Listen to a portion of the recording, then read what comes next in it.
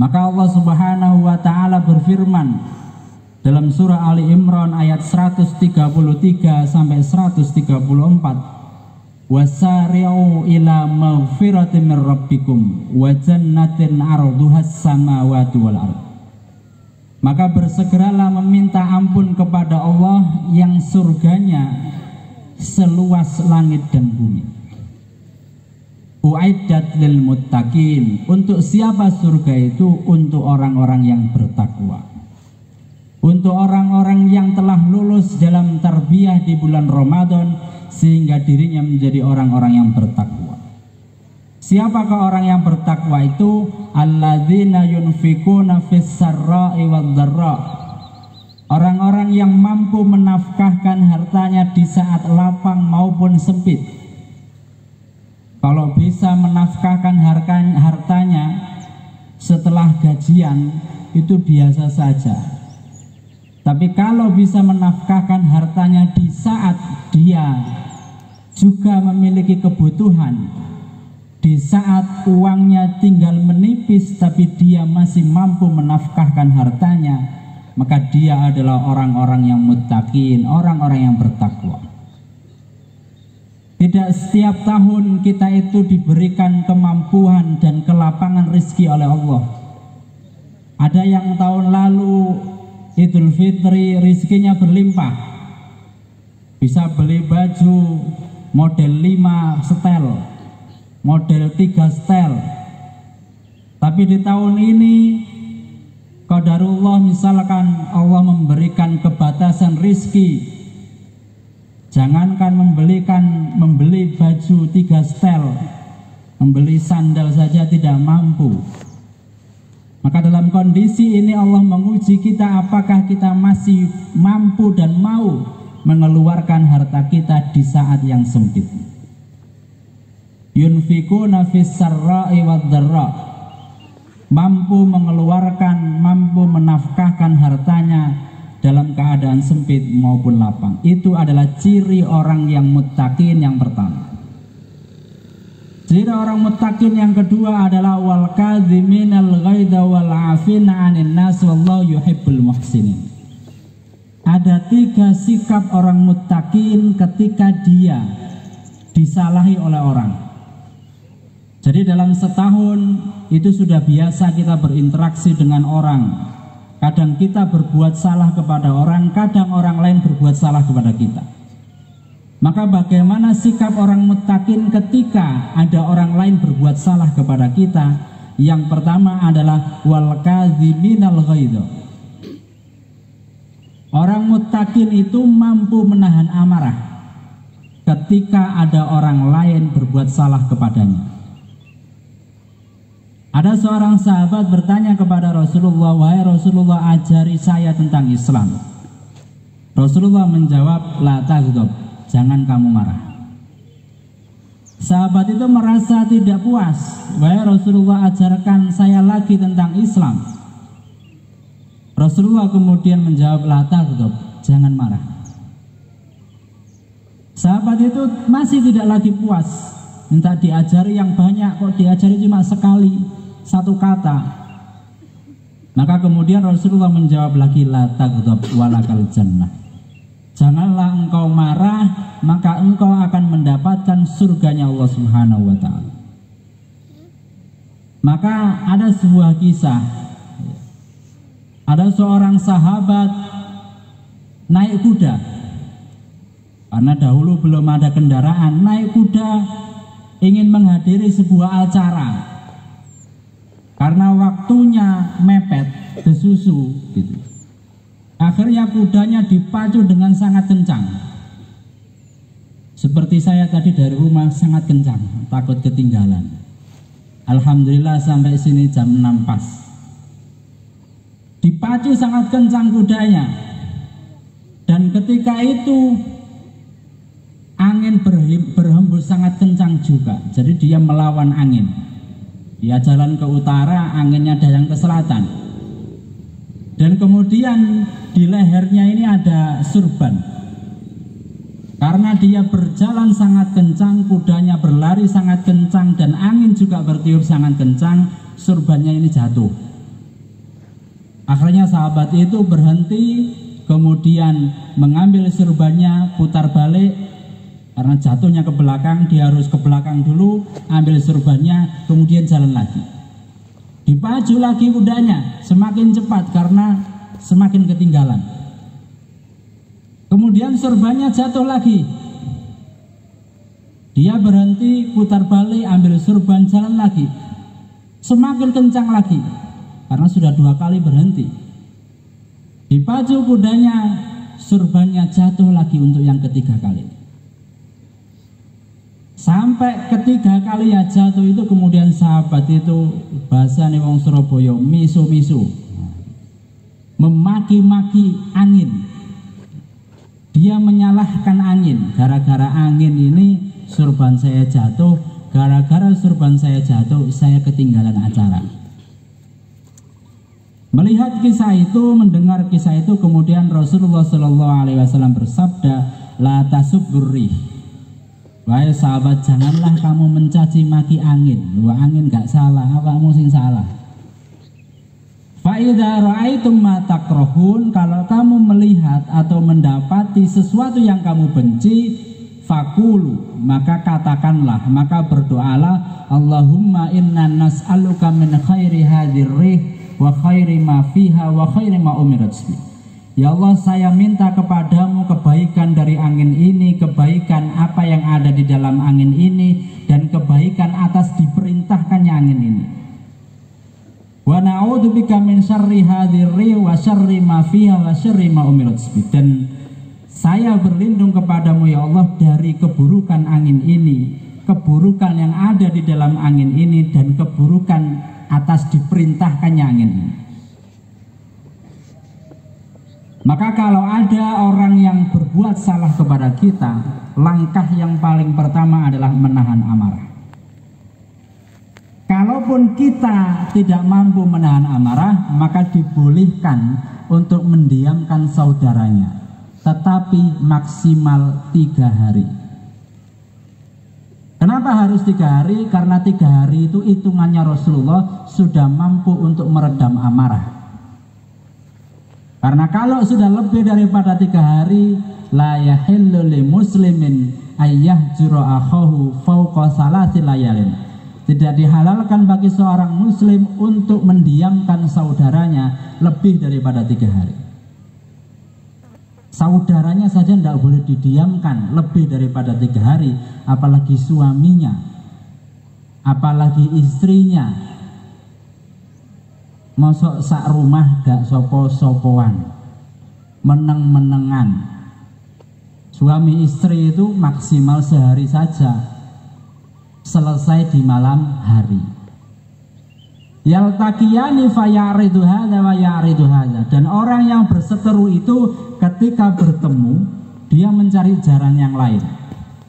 Misalkan ada dari desa A, kemudian yang satunya dari desa B. Pas kebetulan jalan dari arah kejauhan, lho iku lak sing wingi nganu aku, akhirnya podo ndelok jalan yang lain supaya gak ketemu. Yaltaqiyani fayaridu hadza wa yaridu. Wa khairuhuma may yabda'u bisalam. Dan sebaik-baik dari 2 orang yang berseteru adalah yang pertama kali memulai salam. Sapa sing pertama kali meminta salam, assalamualaikum, itu yang paling baik. Jamaah salat Idul Fitri yang dirahmati Allah, kalau kita sudah mampu menahan amarah, maka tingkatan yang kedua daripada sikap orang-orang muttaqin ketika dia disalahi orang adalah wal afina 'anin nas, mampu memberikan maaf kepada orang itu. Orang yang mampu menahan amarah belum tentu mampu memberi maaf. Ada orang gondok dalam hatinya, dia tidak marah, aku gak murang-muring tapi gak gelem ketemu, ya itu namanya gondok. Menahan amarah, dia tidak meluapkan apa yang ada emosi dalam hatinya, tetapi dia tidak mau memaafkan. Maka tingkatan yang kedua adalah wal afina 'anin nas. Setelah menahan amarah, dia harus mampu memaafkan. Maka kata al-afu dalam Al-Quran itu ada 34 kali diulang. Yang 33 itu maknanya memberi maaf, bukan meminta maaf. Ya, maka di sini di hari raya Idul Fitri yang diperintahkan oleh Allah adalah memberi maaf. Memberi maaf itu jauh lebih susah daripada meminta maaf. Dan kata al-afu di dalam Al-Quran sebanyak 33 kali itu maknanya memberi maaf, bukan meminta maaf. Dan yang satu kali itu adalah apa yang lebih daripada kebutuhan. Yas'alunaka madza yunfikun qulil af. Mereka bertanya apa yang dinafkahkan, kemudian mereka menjawab apa yang lebih daripada kebutuhan. Maka memberi maaf itu harus dibarengi dengan lapang dada. Fa'fu anhum wasfah. Maka berilah maaf dan berlapang dadalah. Orang kalau memberi maaf saja tapi di hatinya masih gerundel, itu berarti belum berlapang dada. Keberlapangan dada itu harus disertai ketika kita memberi maaf.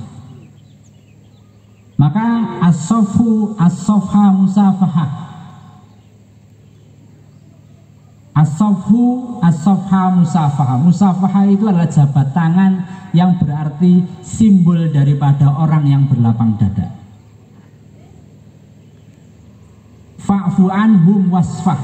Wasfah itu berlapang dada. Maka musafahah, jabat tangan, itu adalah simbol bagi orang yang memaafkan kemudian berlapang dada menerima salaman. Ibarat ketika ada coretan tinta di kertas kemudian kita menghapusnya, itu adalah berlapang dada. Kemudian yang ketiga, orang yang mampu menahan amarah, orang yang mampu memberi maaf, belum tentu dia mampu berbuat ihsan. Oke Ustadz, saya menahan amarah bisa, memberi maaf bisa, tapi kalau berbuat baik kepada orang yang telah tidak berbuat baik kepada kita, mohon maaf Ustadz, saya belum bisa. Maka wallahu yuhibbul muhsinin, Allah mencintai orang-orang yang berbuat ihsan. Ihsan adalah berbuat baik kepada orang yang telah tidak berbuat baik kepada kita. Berbuat baik kepada orang yang telah menjahati kita, itu adalah sikap orang muttaqin ketika ada orang lain berbuat salah kepada kita. Maka sangat populer kisah Rasulullah SAW ketika mau berangkat ke masjid, kemudian dilempari kotoran oleh seorang Yahudi. Di hari esoknya lagi, ketika mau berangkat ke masjid, dari belakang balik tembok dilempari kotoran oleh sang Yahudi kembali. Hari ketiga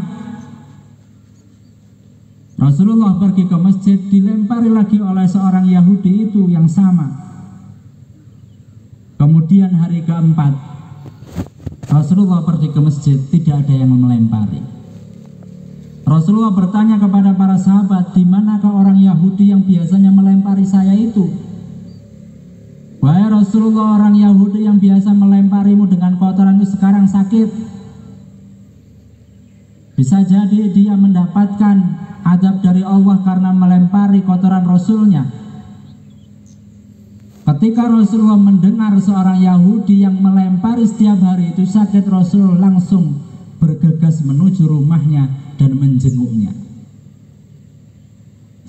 Ketika Yahudi itu dijenguk oleh Rasulullah, wahai Muhammad, kenapa engkau datang kemari? Padahal setiap hari saya melemparimu dengan kotoran. Saudara-saudaraku, teman-temanku yang merasa mencintaiku, tidak ada yang mengunjungiku ketika sakit. Justru engkau yang pertama kali mengunjungiku ketika sakit. Akhirnya kemudian Yahudi itu masuk Islam. Ada lagi seorang Yahudi di tengah pasar. Dia matanya buta.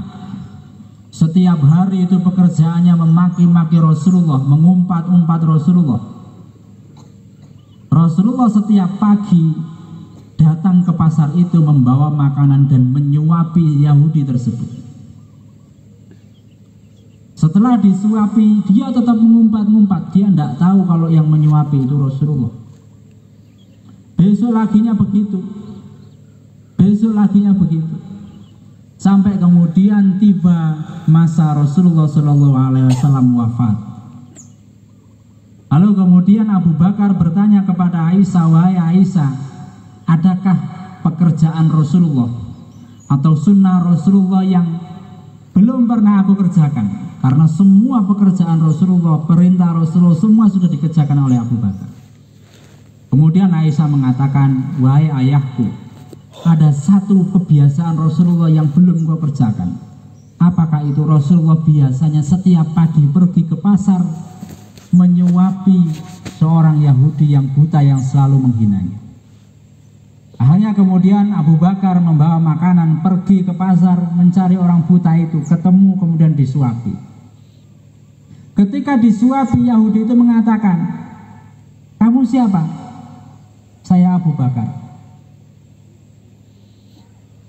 Kamu bukan orang yang biasanya menyuapi saya. Tanganmu beda. Takeran puluhanmu, ya puluhannya Abu Bakar ambek puluhannya Rasulullah itu beda. Mana orang yang biasanya menyuapiku itu kok beberapa hari tidak kesini? Ketahuilah wahai orang Yahudi, orang yang menyuapimu sekarang sudah meninggal. Dan tahukah kamu siapa yang menyuapimu setiap pagi? Dia adalah Rasulullah yang engkau hina setiap hari. Ketika mendengar itu, Yahudi itu langsung menangis, kemudian masuk Islam. Jamaah salat Idul Fitri yang dirahmati Allah, maka Rasulullah SAW bersabda, ala unabbiukum bima yusrifu bil bunyan wa yarfa'ud darajat. Maukah saya beritahu tentang bagaimana seseorang itu diangkat derajatnya dan bagaimana gedung itu bisa ditinggikan. Ala unabbiukum bima yusrifu bil bunyan wa yarfa'ud darajat.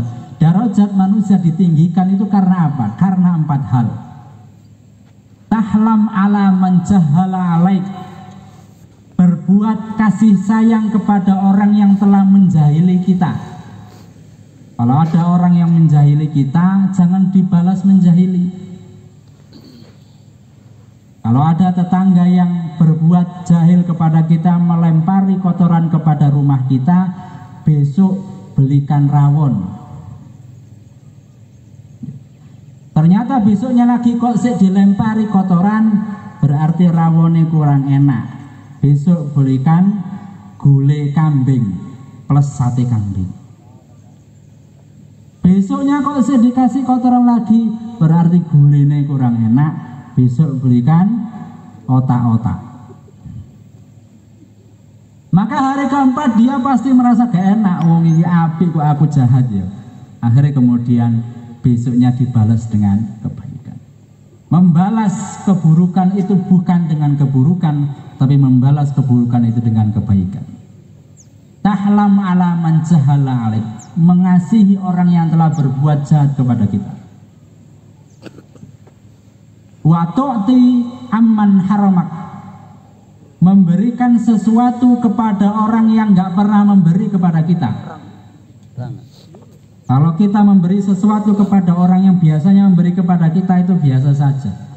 Tapi berilah sesuatu kepada orang yang tidak pernah memberi kepada kita. Wa tu'ti amman haramak. Wa tasilu amman qata'ak. Bersilaturahim kepada orang yang sengaja memutus silaturahim. Maka setelah ini, kalau unjung-unjung, kalau silaturahim kepada orang yang biasanya main ke rumah kita, itu biasa. Tapi datangilah rumah-rumah orang yang sama sekali nggak pernah berkunjung ke rumah kita. Ustadz, orang itu setiap hari raya saya kunjungi, tapi sama sekali nggak pernah membalas kunjungan saya. Ya gak apa-apa. Tetap kunjungi saja terus, tetap beri terus. Insya Allah lama-lama Allah akan menyadarkan. Dan yang terakhir adalah wa ta'fu amman qata'ak. memberikan maaf kepada orang yang wa ta'fu amman dzalamak, memberikan maaf kepada orang yang telah mendolimi kita. Ketika kita didolimi, kita memiliki peluang untuk mendoakan dia, karena doa orang yang madlum, orang yang terdolimi itu dikabulkan oleh Allah. Tapi kita tidak memanfaatkan doa itu untuk keburukan, tapi mendoakan kebaikan. Ya Allah, sadarkan dia supaya dia menjadi orang-orang yang beriman, orang-orang yang bertakwa, orang-orang yang baik. Jamaah salat Idul Fitri yang dirahmati Allah, itu adalah sikap orang muttaqin ketika ada orang lain berbuat salah kepadanya. Wal kadhiminal ghaidha wal 'afina 'anil nas wallahu yuhibbul muhsinin. Orang yang mampu menahan amarah, orang yang mampu memberi maaf, dan orang yang mampu berbuat ihsan kepada orang yang telah menjahilinya.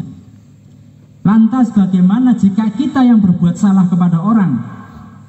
Maka Allah Subhanahu wa taala melanjutkan, walladzina idza fa'alu fahishatan aw dzalamu anfusahum dzakarullaha wastaghfaru lidzunubihim. Maka jika ada seorang mukmin, jika seorang muttaqin berbuat fahisyah dan berbuat kedoliman pada dirinya sendiri, zakarullah, dia langsung ingat kepada Allah, wastaghfaru lidzunubihim, dan beristighfar, meminta ampun bagi dosa-dosanya. Karena kullu bani Adam khata'un wa khairul khata'ina at-tawwabun. Setiap bani Adam itu punya kesalahan, dan sebaik-baik kesalahan adalah yang mau bertobat kepada Allah. Ya ayyuhalladzina amanu tubu ilallahi taubatan nasuha. Wahai orang-orang yang beriman, bertaubatlah kamu dengan taubatan yang nasuha. Jamaah salat Idul Fitri yang dirahmati oleh Allah, maka di hari raya Idul Fitri ini kita bisa menjadikan sahabat Rasulullah ini sebagai contoh. Salah satunya adalah Abu Ayyub Al-Ansari. Abu Ayyub Al-Ansari ini sukanya berbuat ihsan kepada orang. Biasanya Rasulullah setiap hari itu mendapatkan tamu, datang dari jauh, datang dari Yaman, datang dari Mekah, datang ke Madinah untuk berkonsultasi soal agama, untuk meminta wejangan, untuk meminta nasihat kepada Rasulullah. Karena perjalanan jauh, tidak mungkin para sahabat ini yang dari luar kota langsung pulang. Maka para sahabat ini menginap di Madinah. Nah, ketika menginap di Madinah ini, Rasulullah selalu mengumumkan siapa yang rumahnya berkenan untuk diinapi tamu ini. Maka ketika itu Abu Ayyub Al-Ansari angkat tangan, saya ya Rasulullah, biarkan dia menginap di rumah saya.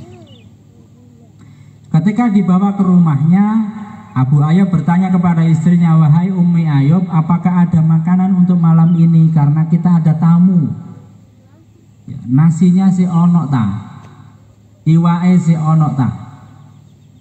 Wahai Abu Ayyub, ini ada makanan tapi cukup hanya untuk satu porsi saja.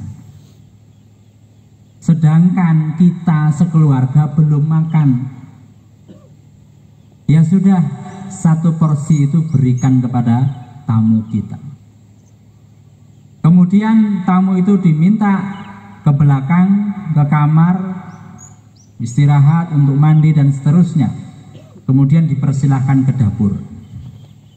Nah, ketika ke dapur itu Abu Ayyub membawa 2 piring makanan. Yang satu berisi makanan, yang satu merupakan piring kosong. Ya. Ketika disuguhkan, kan otomatis nggak enak. Sampean makan saja, saya nggak usah makan. Kan otomatis tamunya sungkan, akhirnya tamunya nggak mau makan. Sehingga Abu Ayyub Al-Ansari punya strategi, karena sudah malam, ba'da isya, akhirnya lampu yang ada di dapur itu, karena dulu pakai lampu ublik sengaja ditenggor sama Abu Ayyub Al-Ansari, sehingga kemudian dapurnya gelap gulita. Lalu kemudian piring yang ada makanan diberikan kepada tamunya, piring yang tidak ada makanan ditaruh di depan Abu Ayyub. Kemudian Abu Ayyub mempersilahkan tamunya untuk makan, dan Abu Ayyub berpura-pura ikut makan sambil mengatakan, mohon maaf, kita terpaksa makan dalam keadaan gelap gulita.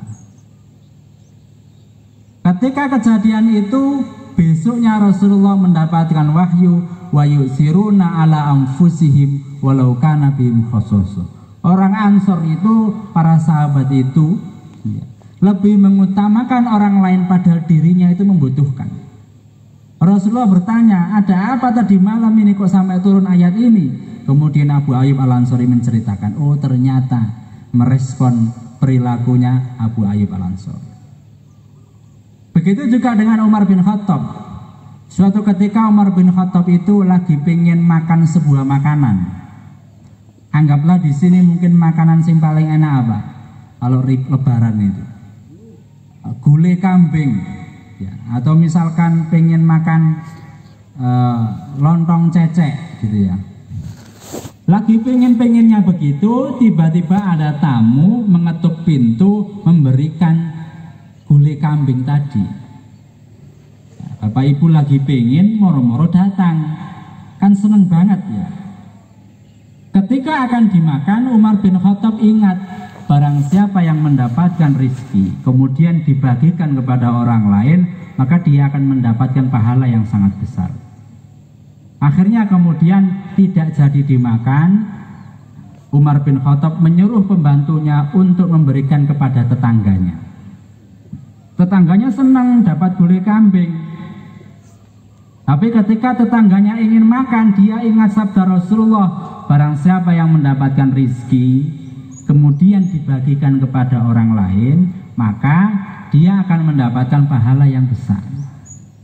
Akhirnya tetangganya nggak jadi makan juga, diberikan kepada tetangganya yang satunya lagi. Tetangga satunya lagi senang mendapatkan gulai kambing. Ketika akan dimakan, ingat sabda Rasulullah, barang siapa mendapatkan rizki kemudian dibagikan kepada orang lain, maka dia mendapatkan pahala yang banyak. Terus begitu, muter terus. Gulai kambingnya itu muter sak desa Sambu Gunung. Akhirnya kemudian gulai kambingnya itu balik lagi ke rumahnya Umar. Tuh, ini kan gulai kambing yang punya saya tadi, muter ke sini. Akhirnya kemudian karena nggak mungkin diputar lagi, dimakan sama Umar bin Khattab.